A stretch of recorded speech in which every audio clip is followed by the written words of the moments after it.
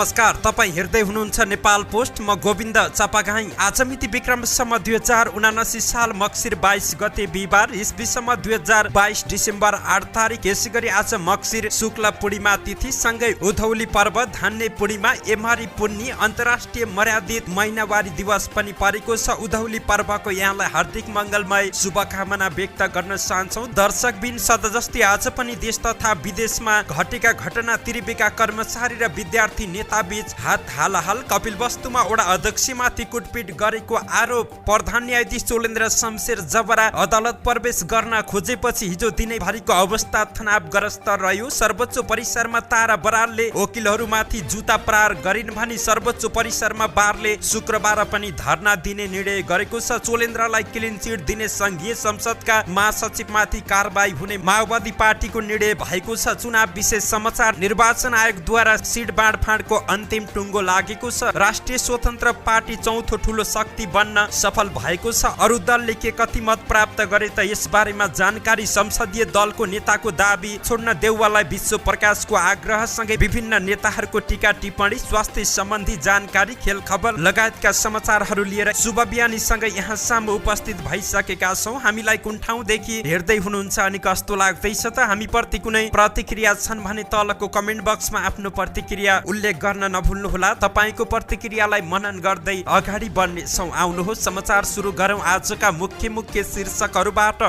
त्रिवेका कर्मचारी र विद्यार्थी नेता बीच हात हालाहाल।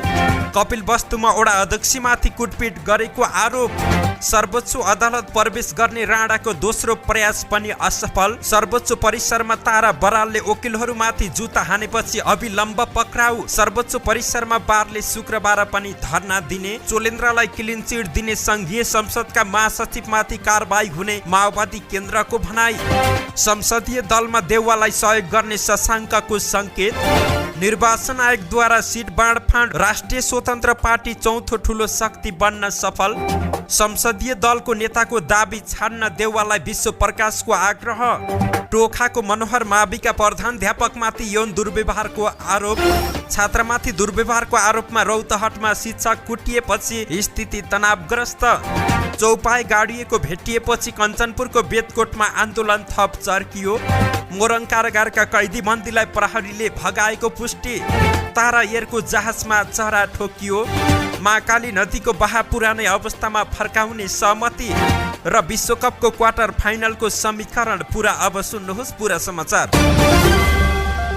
त्रिभुवन विश्वविद्यालयको कृषि र पशु विज्ञान अध्ययन संस्थान डिन कार्यालयमा सोमबार विद्यार्थी नेता र कर्मचारी बीच हात हालाहाल भएको छ। अखिल क्रान्तिकारीका त्रिवी समितिका अध्यक्ष प्रदीप राज कपाडी भट्ट र अध्ययन संस्थानका लेखा प्रमुख पवित्र कुमार बस्नेत बीच हात हालाहाल भएको बताइएको छ। दुवै पक्षले आफूमाथि कुटपिट भएको भन्दै कारबाहीको माग गरेका छन्। त्रिवी प्रजातन्त्रवादी कर्मचारी संघ, नेपाल राष्ट्रिय कर्मचारी संगठनले विज्ञप्ति जारी गर्दै लेखा प्रमुख बस्नेतमाथि छलफल चलिरहेका बेला अखिल क्रान्तिकारीका नेता कपाडीले हातपात गरेको बताएका छन्। त्रिवी व्यवस्थापन पक्षले छानबिन गरी न्यायको कठघरामा ल्याई दोषीमाथि कडाभन्दा कडा कानुनी कारबाहीको लागि जोरदार माग गर्दछौं विज्ञप्तिमा लेखिएको छ। अनि राष्ट्रव्यू क्रान्तिकारीले पनि लेखा प्रमुख बस्नेतले अध्यक्ष कपाडीलाई सांगीतिक आक्रमण गरेको दावी गरेका छन्। विद्यार्थीको भर्ना शुल्क, परीक्षा शुल्क, आर्थिक अनियमितता र भ्रष्टाचारको बारेमा सूचना माग्दा लेखा प्रमुख बस्नेतले कपाडीमाथि आक्रमण गरेको अखिल क्रान्तिकारीको जिकिर रहेको छ। संस्थानका डिन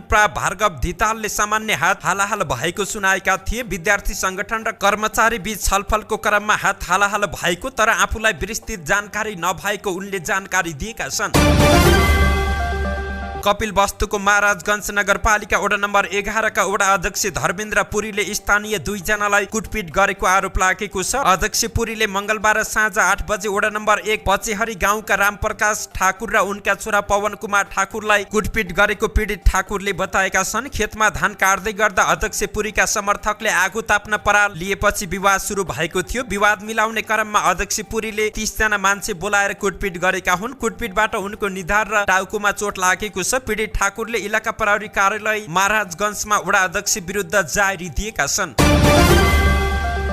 निलम्बित प्रधान न्यायाधीश चोलेन्द्र शमशेर राणाको सर्वोच्च अदालत प्रवेश गर्ने दोस्रो प्रयास पनि असफल भएको छ। संसद सचिवालयबाट आफूमाथि लगाइएको महाअभियोग प्रस्ताव निष्प्रभावी भएको पत्र लिएर राणा हिजो बुधबार अदालतमा फर्किने तयारी गरेका थिए, तर सचिवालयले दिएको पत्रको वैधानिकतामाथि प्रश्न उठेपछि राणाको अदालत फर्कने प्रयास विफल भएको छ। यसअघि गत असोज 2 गते राणाले सर्वोच्चमा फर्कने प्रयास गरेका थिए। निर्वाचनको मिति घोषणा भएर प्रतिनिधि सभाको आयु सकिएकाले संवैधानिक प्रक्रिया अनुसार सबै प्रस्ताव निष्क्रिय भएको दाबी गर्दै अदालतमा नियमित काममा फर्कने सूचना पठाएका थिए, तर सरकारले उनलाई रोक्न निवास र सर्वोच्च अदालतमा ठूलो मात्रामा सुरक्षाकर्मी परिचालन गरेको थियो। राणाले त्यतिबेला आफू नजरबन्दमा नै परेको दाबी गरेका थिए।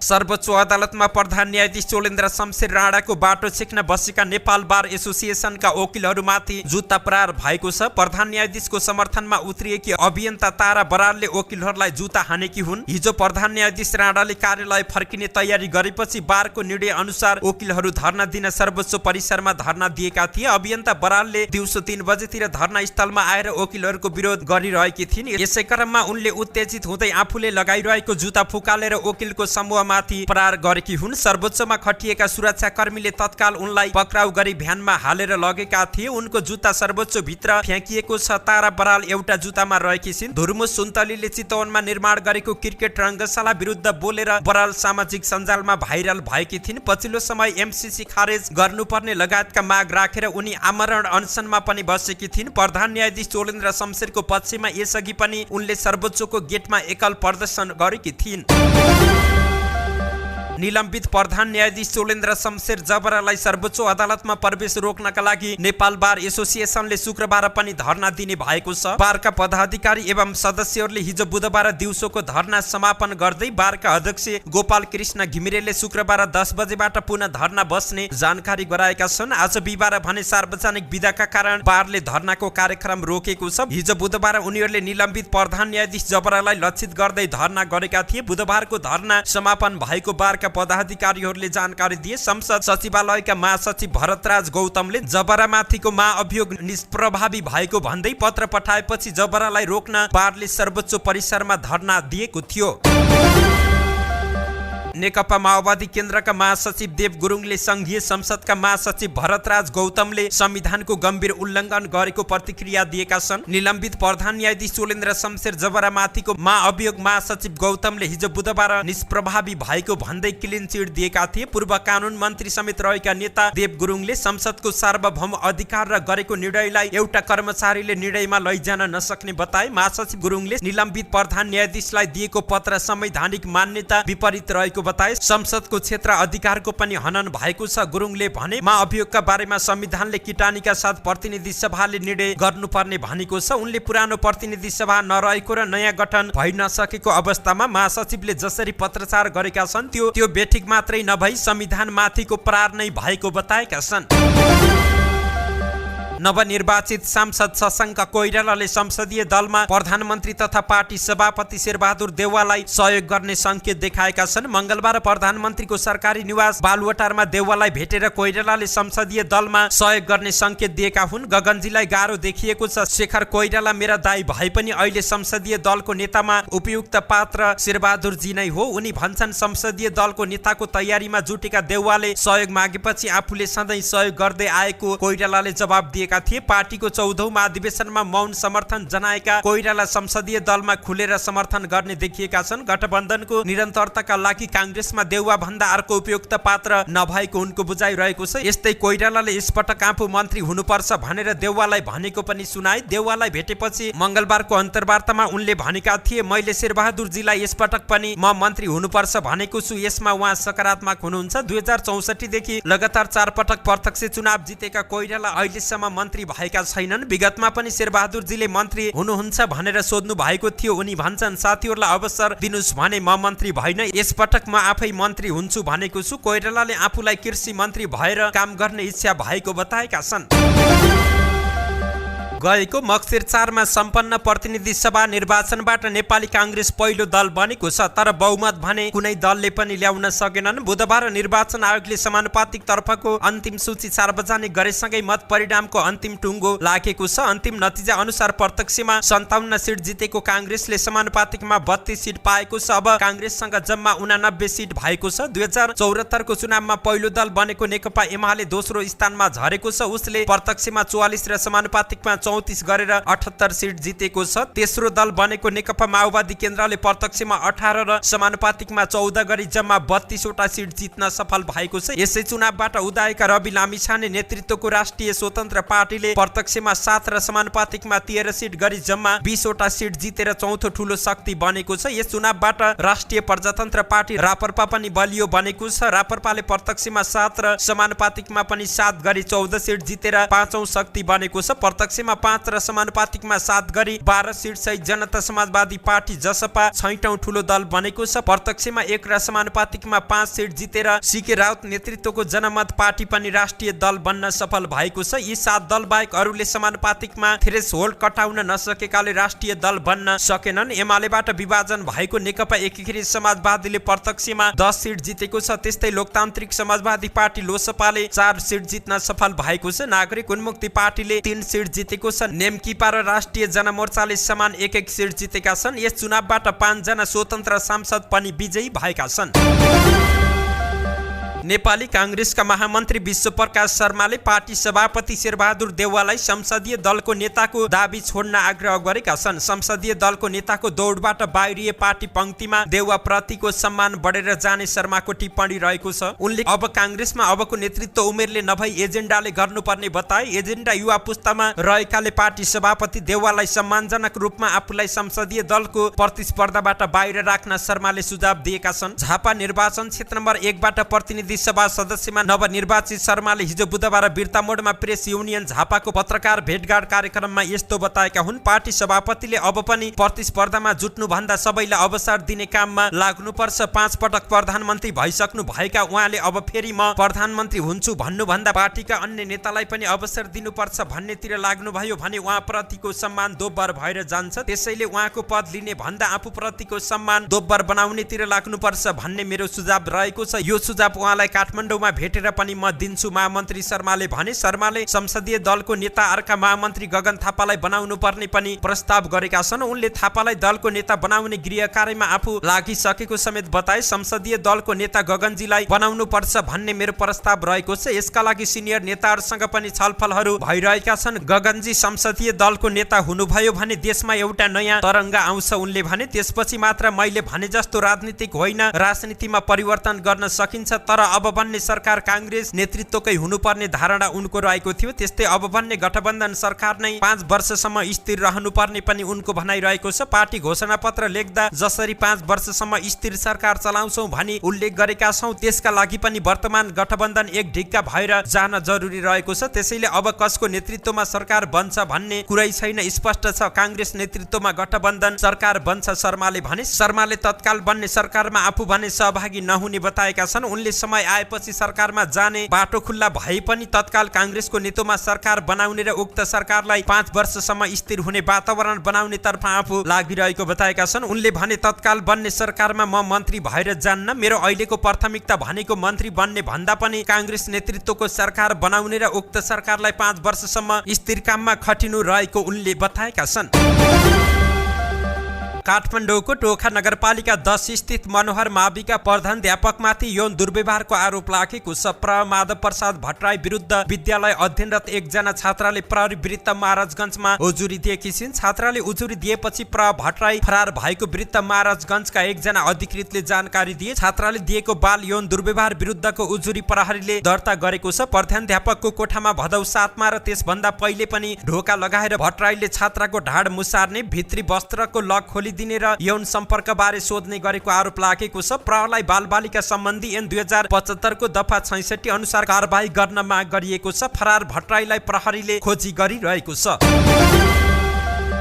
यसैगरी रौतहटको यमुनामाई गाउँपालिका 4 स्थित जनता माध्यमिक विद्यालयका छात्रलाई दुर्व्यवहारको आरोपमा विद्यार्थीले शिक्षकलाई नियन्त्रणमा लिएर कुटपिट गरेका छन्। अभिभावक सहित आएर विद्यालय घेराउ गरी ढुङ्गामुढा गरेपछि स्थिति तनावग्रस्त बनेको हो। कक्षा 5 मा अध्ययनरत एक छात्रालाई शिक्षक विजय सिंहले दुर्व्यवहार गरेको विद्यार्थीहरूको आरोप रहेको छ। शिक्षक सिंहलाई विद्यार्थीले नियन्त्रणमा लिएर कुटपिट गर्न थालेपछि प्रहरी घटनास्थल पुगेको थियो। प्रहरीले शिक्षक सिंहलाई उद्धार गर्ने क्रममा विद्यार्थी र अभिभावकले ढुङ्गामुढा गरेका थिए। सो क्रममा झडप भएको साथै प्रहरीले 2 राउन्ड वाइफायर गरेको रौतहटका प्रहरी प्रवक्ता डीएसपी यादवले जानकारी दिएका हुन्। छात्रलाई शिक्षकले दुर्व्यवहार गरेको बारे उजुरी भने आइ नसकेको यादवले जानकारी दिए। अहिले शिक्षक सिंहलाई प्रहरी सुरक्षा घेरामा राखिएको छ।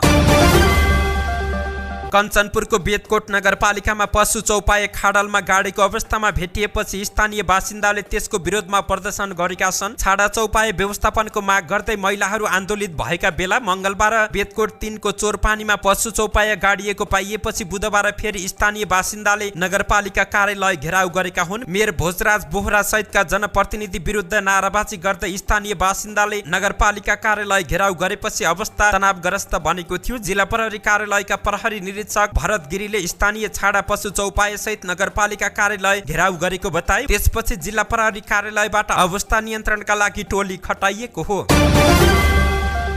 विराटनगरको हाटखोला स्थित जिल्ला कारागार मोरङका 2 जना कैदी बन्दीलाई प्रहरीले नै भगाएको पुष्टि भएको छ। कैदी झापा गाउँपालिका 5 सरण्डा मतीका 28 वर्षीय राजन कुमार हेम्ब्रन र बन्दी झापा गाउँपालिका 3 का 28 वर्षीय मन्जिल गुरुङ प्रहरीसँगै सेटिङ मिलाएर फरार भएको अनुसन्धानबाट खुलेको हो। विराटनगरको क्षयरोग उपचार केन्द्रबाट दुवैजना गत असोज 15 गते बिहान भागेका थिए। क्षयरोगको समस्या रहेका उनीहरूलाई उपचारका लागि विराटनगर 7 स्थित क्षयरोग उपचार केन्द्रमा भर्ना गरिएको थियो। उनीहरूको सुरक्षामा प्रहरी सहायक हलदार अरुण कुमार चौधरी र जवान कृष्णमणि मेहता खटिएका थिए। सुरक्षामा खटिएका प्रहरीसँगै मिलेमतो गरेर हेम्ब्रन र गुरुङ भागेको पुष्टि भएको छ। जबरजस्तीकरण मुद्दामा अदालतबाट दोषी ठहर भएका हेम्ब्रनलाई प्रहरीले भागेको 1.5 महिनापछि गत मक्सिर 1 गते पक्राउ गरिसकेको छ। गुरुङ अझैसम्म फरार रहेका छन्। अदालतले हेम्ब्रनलाई 2075 सालमा 16 वर्ष कैद सजायको फैसला सुनाएको थियो। लागु औषध मुद्दामा गुरुङलाई अदालतले 2028 कार्तिक 5 गते पूर्वपक्षका लागि कारागार चलान गरेको थियो। उनको मुद्दाको किनारा लाग्न बाँकी रहेको छ। कैदीबन्दी फरार भएपछि सुरक्षामा खटिएका प्रहरी कर्मचारीलाई निलम्बन गरेर घटनाको छानबिन एवं अनुसन्धान अघि बढाइएको थियो। नेकपा एमाले अध्यक्ष केपी शर्मा ओली र नेपाल स्थित भारतीय राजदूत नवीन श्रीवास्तव बीच भेटवार्ता भएको छ। बुधबार उनीहरू बीच 1 घण्टा बढी छलफल भएको जानकारी प्राप्त भएको छ। राजदूत श्रीवास्तवले संसदमा दोस्रो ठूलो दल बनेको नेकपा एमाले अध्यक्ष ओलीसँग सत्ता समीकरण बारे जिज्ञासा राखेको एमालेका एक नेताले जानकारी दिएका छन्। उनीहरू बीच सत्ता समीकरण र सरकार गठन सम्बन्धमा छलफल भएको हो। दुई देश बीचको हित सम्बन्धमा पनि छलफल गरिएको जानकारी प्राप्त भएको छ। नेकपा माओवादी केन्द्रका अध्यक्ष पुष्पकमल दाहाल प्रचण्डलाई पार्टीका नेताहरूले पहिलो चरणमै सरकारको नेतृत्व लिन दबाब दिएका छन्। गठबन्धनकै नेतृत्वमा सरकार बन्ने भएपछि माओवादीका अधिकांश नेताले प्रचण्डलाई सुरुवातमै सरकारको नेतृत्व लिन दबाब दिएका हुन्। गठबन्धनको सरकार निर्माण भएपछि देउवा र प्रचण्ड बीच चुनाव लगत्तै सरकारको नेतृत्व माओवादीलाई दिने गरी मौखिक समझदारी भयो। गठबन्धन बनाएर चुनावमा गइयो, कतै राम्रो कतै नराम्रो नतिजा आयो। माओवादीका एक स्थानीय समिति सदस्यले भने अब प्रचण्ड कमरेड प्रधानमन्त्री बन्ने पालो हो, सोचे जस्तो नतिजा आएन भनेर छाड्ने कुरा हुँदैन। नेपाली कांग्रेसले माओवादी केन्द्रको नतिजा सरकारको नेतृत्व गर्ने गरी नआएको भन्दै पहिलो चरणमा प्रधानमन्त्री कांग्रेसबाटै बन्नुपर्ने तर्क गरिरहेको छ। त्यसैले प्रधानमन्त्री शेरबहादुर देउवा र कांग्रेस महामन्त्री गगन कुमार थापाले आफ्नो तरिकाले माहौल बनाउन लागि परेका छन्। यता माओवादीका दोस्रो र तेस्रो तहका नेताहरूले प्रचण्डलाई पहिलो चरणमै प्रधानमन्त्री लिन दबाब बढाएका छन्। हुम्लामा तारा एयरको जहाजमा चरा ठोकिएको छ। नेपालगञ्जबाट हुम्लाको सिमकोटका लागि उडेको कार्गो जहाजमा चरा ठोकिएको हो। अदानचुली गाउँपालिकाको मुने लेक नजिकै आकाशमा चिल ठोकिएको तारा एयरका कर्मचारीले जानकारी दिएका छन्। हिजो दिउँसो करिब 1 बजेतिर चरा ठोकिँदा जहाजको अगाडिपट्टिको भागमा क्षति भएको छ। जहाजमा सवार चालक दलका सबै सदस्य सिमकोट विमानस्थलमा सुरक्षित अवतरण गरेका हुन्। जहाजमा पाइलट र एयर होस्टेस सहित 3 जना सवार रहेका थिए।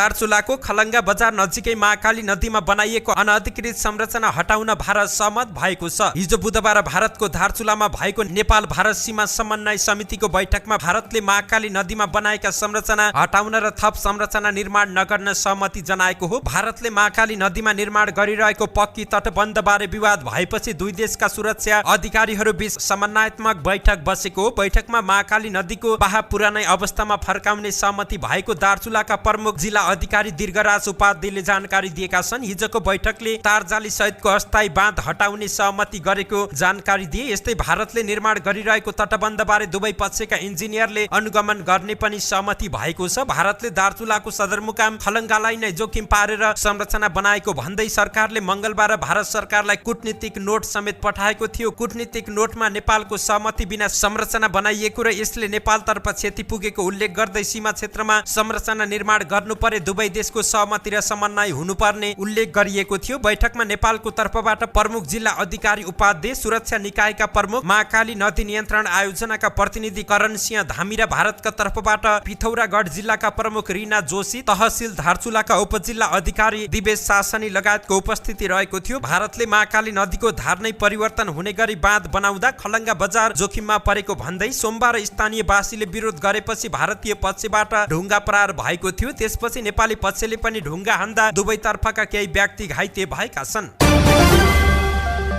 मंगलबार राति भएको खेलमा पोर्चुगलले स्विजरल्यान्डलाई 6-1 ले पराजित गरेसँगै कतारमा जारी फिफा विश्वकपको क्वार्टर फाइनल समीकरण पूरा भएको छ। मंगलबार स्विजरल्यान्डलाई हराएसँगै पोर्चुगल क्वार्टर फाइनलमा पुग्ने अन्तिम टिम बन्न सफल बनेको हो। यसअघि सन् 2010 को विजेता स्पेनलाई हराएर मोरक्को जारी विश्वकपको क्वार्टर फाइनलमा पुग्ने 7औं र एकमात्र अफ्रिकी राष्ट्र बनेको छ। क्वार्टर फाइनलमा युरोपका 5 टिमले स्थान बनाएका छन्। दक्षिण अमेरिकाबाट 2 र अफ्रिकाबाट 1 टिमले क्वार्टर फाइनलमा स्थान बनाएका छन्। अन्तिम 16 मा एसियाका 3 राष्ट्रले स्थान बनाए पनि क्वार्टर फाइनलमा भने ती टिम पुग्न सफल भएनन्। जारी विश्वकपको 22औं संस्करणमा Netherlands, Argentina, Croatia, Brazil, France, England, Morocco र पोर्चुगलले अन्तिम 8 मा स्थान बनाउन सफल भएका हुन्। नेदरल्यान्ड्सले अन्तिम 16 को खेलमा अमेरिकालाई 3-1 ले र अर्जेन्टिनाले अस्ट्रेलियालाई 2-1 ले पराजित गर्दै अन्तिम 8 को यात्रा तय गरेको थियो। क्रोएसियाले जापानलाई पेनाल्टी सुटआउटमा 3-1 ले हराउँदा ब्राजिलले दक्षिण कोरियामाथि 4-1 को सहज जितसँगै क्वार्टर फाइनलको यात्रा तय गर्यो। साबिक विजेता फ्रान्सले पोल्यान्डलाई 3-1 ले हराउँदा इङ्ल्यान्डले सेनेगल विरुद्ध 3-0 को जित निकाल्दै अन्तिम 8 मा स्थान सुरक्षित गर्यो। यस्तै मोरक्कोले सन् 2010 को विजेता स्पेनलाई पेनाल्टी सुटआउटमा 3-0 ले स्तब्ध पार्दै पोर्चुगलले स्विजरल्यान्ड विरुद्ध 6-1 को फराकिलो जित निकाल्दै क्वार्टर फाइनलमा स्थान पक्का गरेका हुन्। अब सेमी फाइनलमा प्रवेशका लागि पहिलो क्वार्टर फाइनलमा ब्राजिलले शुक्रबार क्रोएसिया विरुद्ध खेल्दैछ। खेल राति 8:45 बजेबाट सुरु हुनेछ। सोही दिनको दोस्रो खेलमा राति 12:45 मा अर्जेन्टिनाले नेदरल्यान्ड्सको सामना गर्नेछ। तेस्रो क्वार्टर फाइनलको खेलमा शनिबार मोरक्को र पोर्चुगल भिड्नेछन्। यो खेल राति 8:45 बजेबाट सुरु हुनेछ। यस्तै सोही दिनको दोस्रो खेलमा राति 12:45 बजे जारी विश्वकपको अन्तिम क्वार्टर फाइनल खेलमा इङ्ल्यान्ड र फ्रान्स बीच प्रतिस्पर्धा हुने तालिका रहेको छ। धन्यवाद। यस्तै ताजा समाचारको लागि नेपाल पोस्ट हेर्दै गर्नुहोला।